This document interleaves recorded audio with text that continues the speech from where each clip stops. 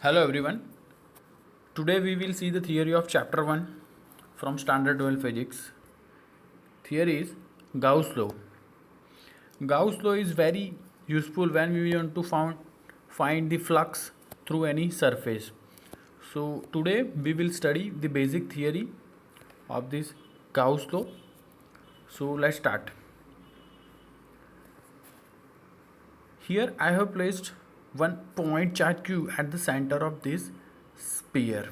तो point charge क्यों रखा है ये स्फीयर के सेंटर में, तो क्या होगा कि हमारा ये जो पॉइंट चार्ज क्यू है उसकी वजह से जो इलेक्ट्रिक फील्ड जनरेट होगा, okay, so that will be in radial direction. वो यहाँ से सीधा ऑलवेज रेडियल डायरेक्शन में निकलेगा और उसकी जो डायरेक्शन होगी वो ये जो सरफेस बनेगी स्फीयर के कोई भी डायरेक्शन में उससे परपेंडिकुलर होगी.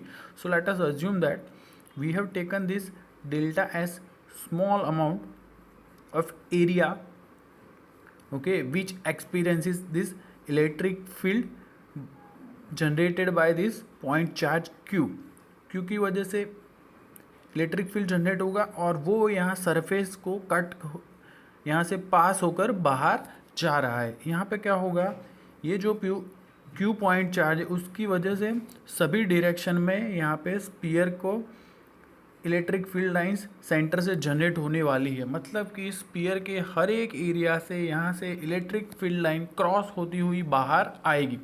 तो हमें यहाँ पे इलेक्ट्रिक फ्लक्स है वो फाइंड करना है. सो थियरी में ऐसा लिखना है, point charge P is placed at the centre of this sphere, the flux through this delta S element. हमने फ्लक्स का तो ऑलरेडी थियरी पता है. फ्लक्स हम इसको कहते हैं कि number of electric field lines passing through the surface. उसका इक्वेशन भी हमें देख लिया, vector E into vector A. अगर E और A उसके बीच का एंगल हमने जीरो रखा है तो E A cos theta cos zero हो जाएगा और हमें मैक्सिमम फ्लक्स मिलने वाला है. So for this delta S surface we can write that flux through this delta S surface E into delta S.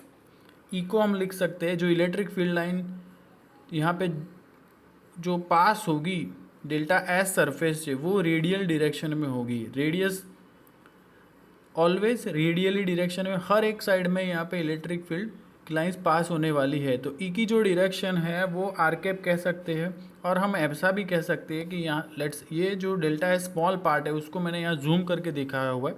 ई की डायरेक्शन ऐसे है. सेम वे इसका जो एरिया वेक्टर बनेगा वो भी सेम डायरेक्शन में आने वाला है. मीन्स ए और ए के बीच का जो एंगल यहाँ पे बनेगा वो बनेगा zero. So E delta S cos theta zero हो जाएगा तो हमें फ्लक्स मिलेगा E into delta S.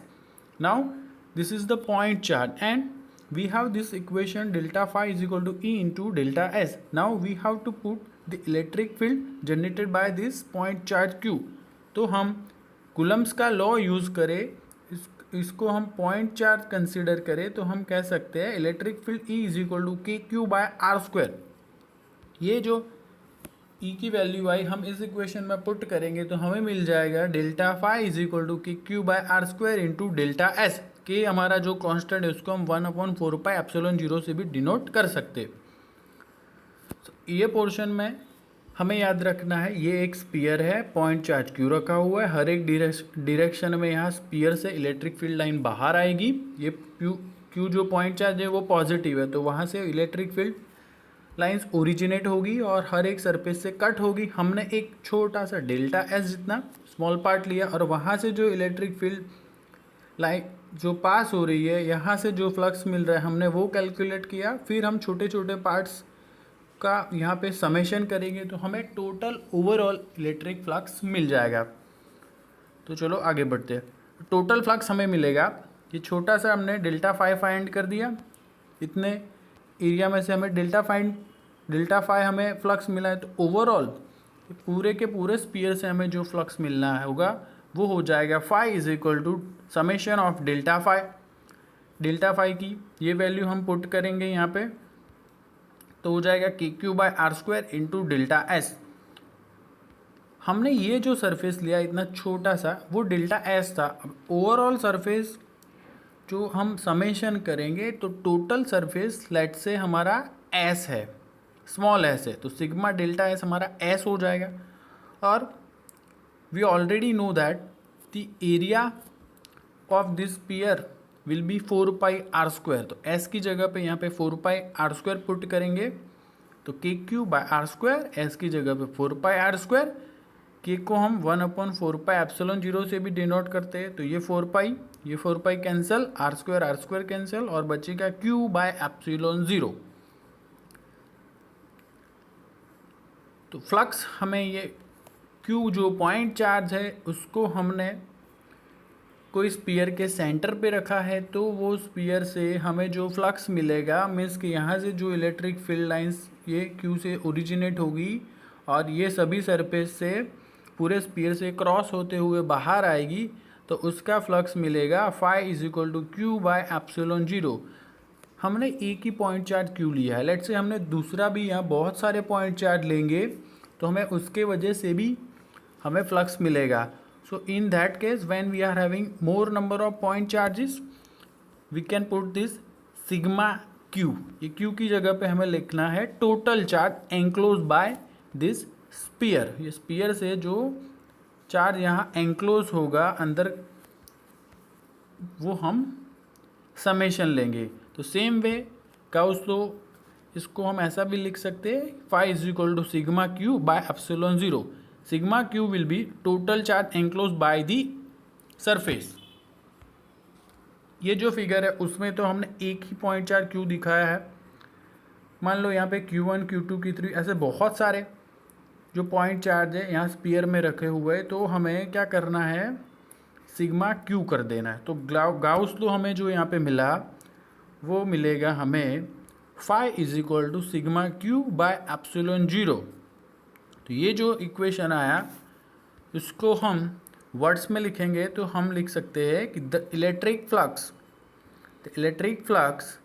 associated with any closed surface is equal to the ratio of net charge enclosed by the surface to epsilon zero. मतलब कोई भी surface होगी तो उसकी वजह से कोई भी एरिया हो, चाहे उसका कोई भी एरिया हो, स्क्वायर हो, ट्रायंगल हो और व्हाटएवर हो, तो जो भी होगा सरफेस उसका जो फ्लक्स हमें मिलेगा वो मिलेगा total charge enclose by the surface to epsilon zero, ratio of total charge enclose by the surface to the epsilon zero. So phi is equal to sigma Q by epsilon zero हमें मिलेगा।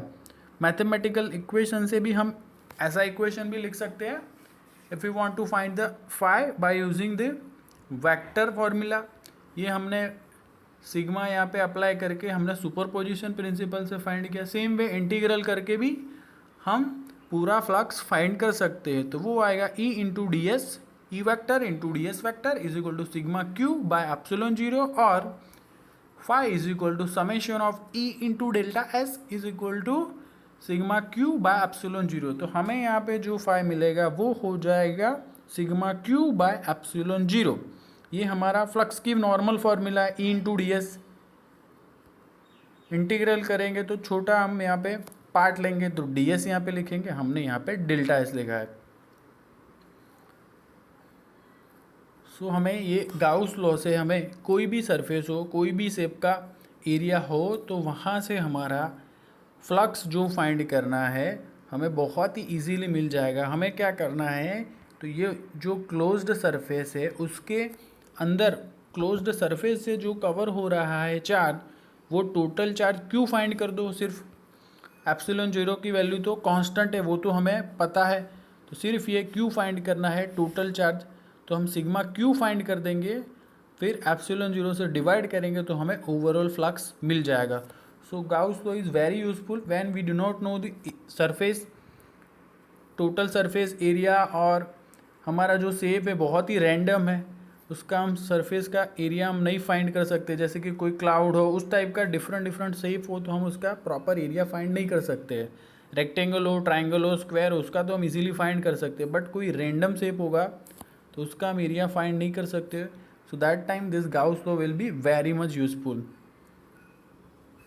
सो आज के video में हमने Gauss का law दिखा पढ़ा। सो ये बहुत ही बेसिक है। नेक्स्ट वीडियो में हम पढ़ेंगे गाउस लॉ की जो डिफरेंट एप्लीकेशन है उसके बारे में हम वीडियो बनाएंगे। Thank you for watching this video.